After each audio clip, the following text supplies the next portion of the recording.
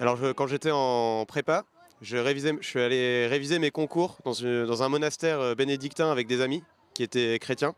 À l'époque j'avais 21 ans, moi j'étais un peu éloigné de la foi. Et face à mes questions un peu agressives contre l'Église catholique, contre la foi, j'ai eu le droit à des sourires et à une paix de la part des moines. Et cette première rencontre avec le Christ a été pour moi un déclencheur parce que j'ai acheté ma première Bible et j'ai commencé à lire et à me documenter, et à progresser sur le chemin de la foi. Bah, Dieu, je le vois surtout dans les personnes que je suis amené à rencontrer. Bah, surtout cette année, j'étais amené à rencontrer des personnes dans une misère enfin, très violente pour moi, étudiant à Paris. Et justement, malgré toutes ces difficultés, toutes ces épreuves qu'ils traversent, il y avait chez eux cette lumière, cette humanité qui me montre que Dieu est présent en eux.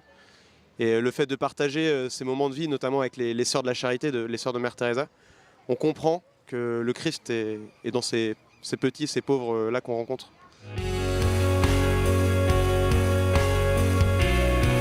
Aujourd'hui, la foi, elle m'engage à prendre l'appel des évangiles au sérieux, à pas faire de compromis, que ce soit dans ma vie professionnelle, dans ma vie personnelle.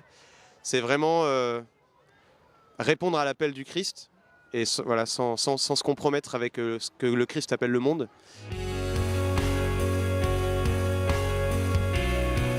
Alors ici, c'est plutôt facile parce au Brésil, parce qu'en tant que missionnaire, on témoigne par notre simple présence.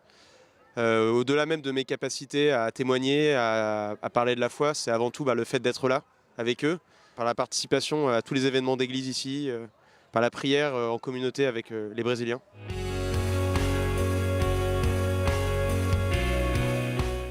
Notamment en Inde, j'ai été amené à visiter un slum, visiter des familles, des jeunes mères de famille dans un slum.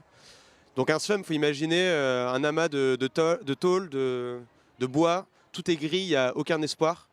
On était entre une voie ferrée, entre une déchetterie industrielle et une route, tout était poussiéreux.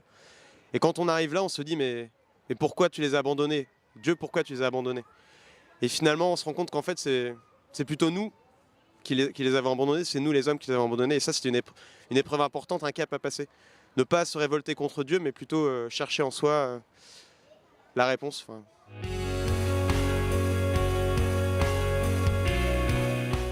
Chaque jour, pour moi, c'est un moyen de garder l'espoir, de faire sans cesse le choix de la vie, sans cesse le choix de l'espérance. Parce qu'en fait, ça coule pas forcément de source, surtout quand on est loin de nos familles, de nos amis. Quand on est loin de tout ça et qu'on est plongé dans un univers difficile, violent, la foi, c'est un point d'ancrage pour garder pied, quoi.